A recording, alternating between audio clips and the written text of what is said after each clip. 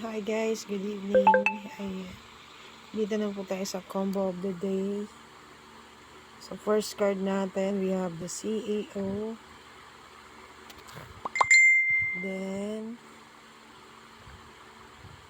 second card natin is top 10 global ranking. And we will look for our last card.